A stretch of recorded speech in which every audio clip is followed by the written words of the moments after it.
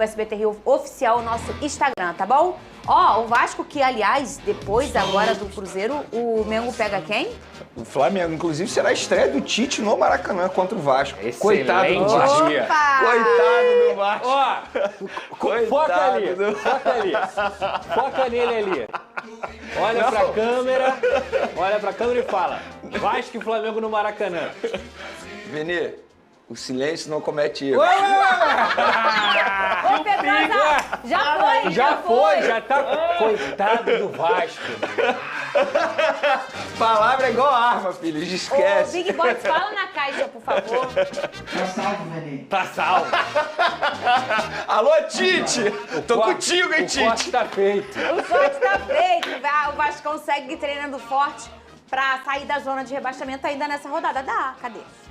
Muito treino sob o comando de Ramon Dias na semana de preparação para a partida contra o Fortaleza na próxima quarta em São Januário. A expectativa é que a base da equipe que atuou nas últimas rodadas seja mantida e a principal dúvida segue na lateral direita. O técnico argentino já usou Pumita Rodrigues, o zagueiro Robson Bambu improvisado e Paulo Henrique, que foi utilizado na partida contra o São Paulo e pode ser mantido na equipe. Em caso de vitória, o Vasco pode deixar a zona de rebaixamento mais uma vez.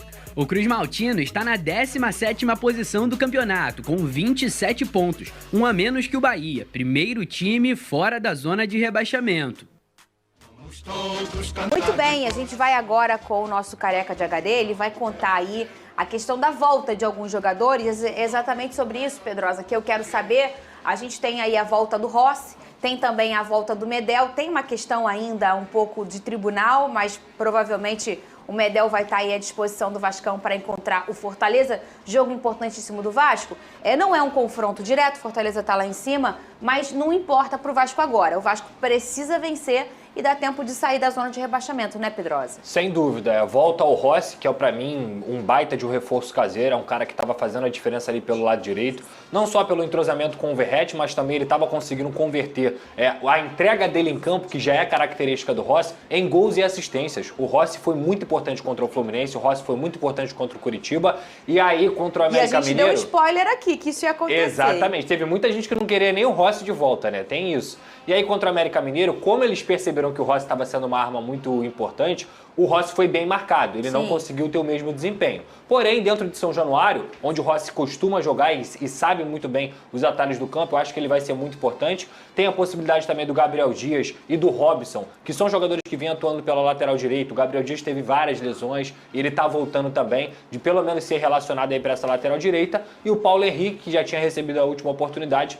deve ser o mesmo nessa lateral direita. Além, é claro, do capitão Medel, que ficou fora aí após a expulsão contra o Santos. O Fortaleza, que tem um excelente time, um excelente treinador, que é o Vojvoda, mas está na final da Sul-Americana, uma final até histórica para times do Nordeste, né? E faltam 12 dias, o Vene, para a final da Sul-Americana. Será que vai ter um alívio em relação às suas peças ou ainda está cedo para o Vojvoda começar Olha, eu vou falar segurar? aquilo que eu faria. Eu não pouparia, porque se a gente parar e analisar, 12 dias é muito tempo. Se você começar a poupar agora, e a gente está vindo de uma data FIFA também, é muito tempo você jogar. Isso quer dizer o quê? Que o jogador perde ritmo de jogo se ele não entrar em campo. Então, contra o Vasco, eu manteria o time titular normalmente, e aí eu iria poupando com o passar dos dias, ficando mais perto da final do Sul-Americana. Mas agora, faltando 12 dias para a final, e depois de uma data FIFA... Faltam 12 rodadas para acabar o campeoanato. Não, eu não sei... Faz aí a conta. 26ª, se eu não me engano. Eu acho que deveria poupar daqui a umas 2 rodadas. Entendi. Ué, mas faz sentido, Se for olha antes a tabela, vê quem que Se pega. for antes da final, faz sentido. Poupar. Aí Eu eles vão acho poupar. que pega o Botafogo, eu não sei. Eu tenho que dar uma olhada. Pra agora eu acho difícil poupar, até porque vem de uma data FIFA, eles descansaram. É muito tempo. E outro ponto que a gente pode comentar também é que após a entrada do aporte, o Vasco quitou as dívidas que ele tinha, junto com o Atlético Tucumã, junto com o Nacional, junto com o Atlético Mineiro em relação a Jair, Capasso. Então, automaticamente, o transferbão vai ser desfeito também. Isso é muito legal, isso é positivo, é o básico. Muito. Mas é bom, se a gente fala quando atrasa, a gente tem que falar quando paga também. E pelo lado direito, Pedrosa? Cara, eu vou ser muito sincero, Fernanda. Ali é um problema crônico de montagem de elenco do Vasco da Gama. Tanto é que o Paulo Henrique chegou no início do ano e tem pouquíssimos jogos. O Pumita a gente achou que ia tomar conta da lateral direita e foi muito pelo contrário. Ele tem muita dificuldade, apesar de eu entender que ele tem potencial. E o Robson, pra mim, eu não vou falar que é pior, porque eu acho pior é uma palavra muito ruim, mas eu acho uma opção que não deve ser utilizada. Improvisada, né? É, porque ele não trabalha com bola, Fernando. E quando você não trabalha com bola, você perde um atleta. Não tem como você perder um atleta com bola, porque ele tem muita dificuldade. Se torna um terceiro zagueiro. Se torna um terceiro zagueiro e um porque terceiro zagueiro que não sabe sair jogando. É o que ele é, né? E é essencial hoje você ter um cara que sabe sair jogando.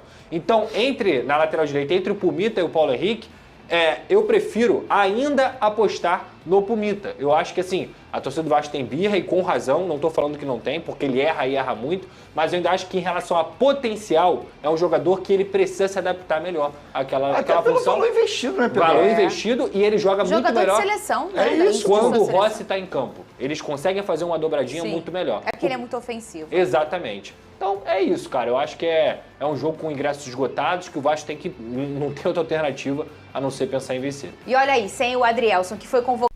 Salve, nação vascaína, chegando aqui para mais notícias atualizadas do nosso gigante da colina.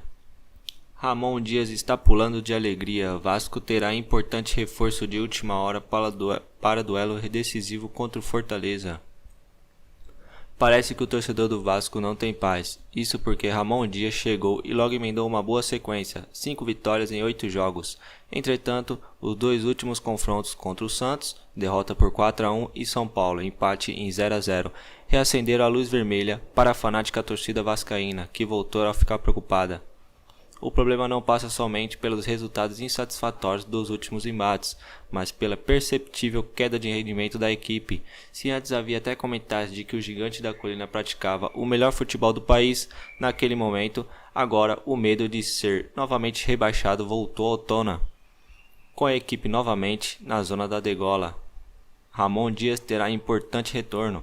A boa notícia para a torcida carioca é que o atacante Rossi provavelmente estará à disposição do treinador para a próxima rodada.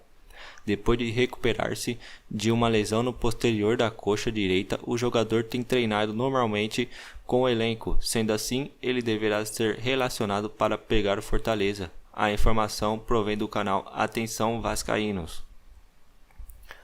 Vale pontuar que Rossi se adaptou muito bem ao esquema de Dias, seu destaque nas 4 partidas que fez, foram 3 assistências dadas e 1 gol marcado. Dessa maneira, o jogador era considerado titular do time, fazendo muita falta nos últimos jogos. A última vez em que ele atuou foi na vitória vascaína por 1-0 sobre o América Mineiro, em 26 de setembro.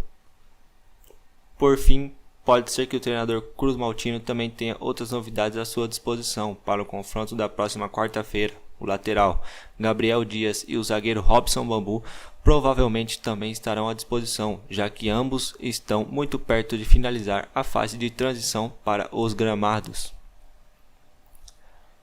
Galera, uma ótima notícia aí para o torcedor vascaíno, que o Rossi pode ser que ele entre, de titular no time aí, ou entre no segundo tempo, mas é importante que ele já está recuperado da lesão.